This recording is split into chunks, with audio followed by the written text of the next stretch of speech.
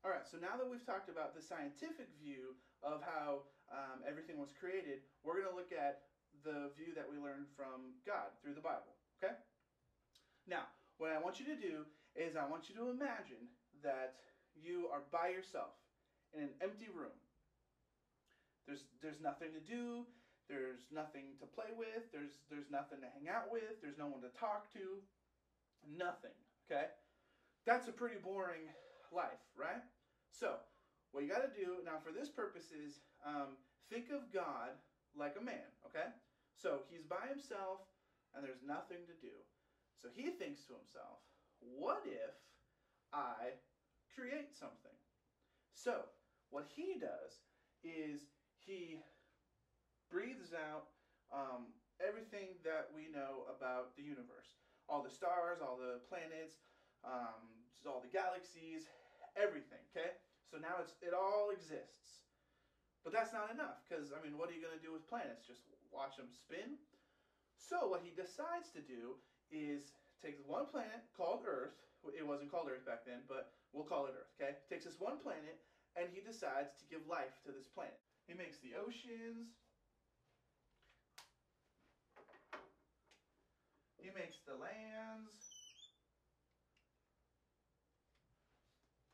He makes all the, all the plants, including all the trees. In the ocean, he makes all the little fishies. That's a terrible fish, but whatever. He makes all the fishies, which they're much prettier than that. In the sky, he makes all the birds. And then he makes all the animals. I'm not going to draw all the animals. But then he makes all the animals, okay? But even this isn't good enough.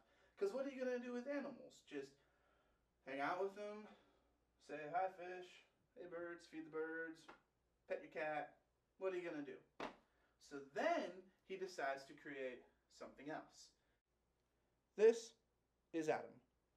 So God makes a man and calls him Adam. So this is Adam. They're buddies, they're hanging out, they're chilling, everything's fun. But Adam starts to get lonely.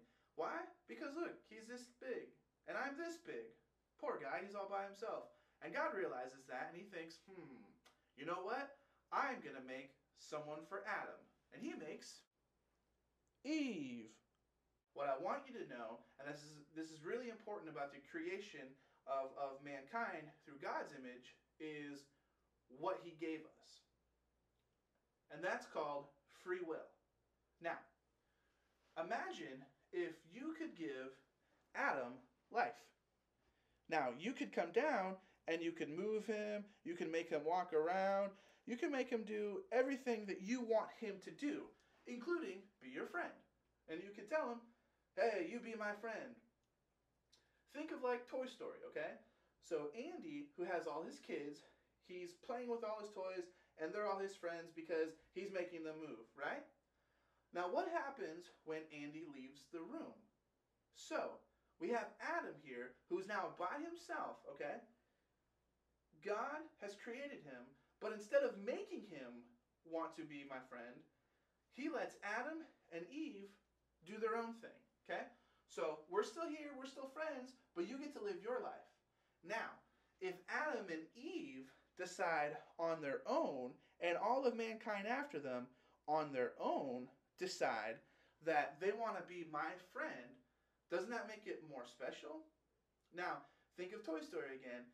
Instead of Andy forcing his toys to play with him, when he leaves, his toys still actually love him. They still want to hang out with him. They still want to follow him. And that is free will, and that is the idea of love. And that's what God was looking for. He wasn't looking for just to create people just so he could play with them. He created people so he could have a relationship with them, so he could hang out with them by their choice. Because nobody likes to hang out with someone that you're forced to hang out with, right? That's not fun. That's boring because they're usually kind of weird. But cool, so you should respect everyone, but they're kind of weird. So instead of being forced to hang out with them, it's up to us if we choose to want to hang out with them or not. That is a summed up version of the creation story through God. Now, I know it's much simpler and it's easier to understand. That's because science is big and kind of confusing sometimes. However, what the interesting thing is, there are some Christians who absolutely do not believe in the idea of evolution. They don't believe that we evolved. They believe that we just came to be who we are. And there's some scientists who absolutely don't believe that God created the earth, that they don't believe any of that was possible.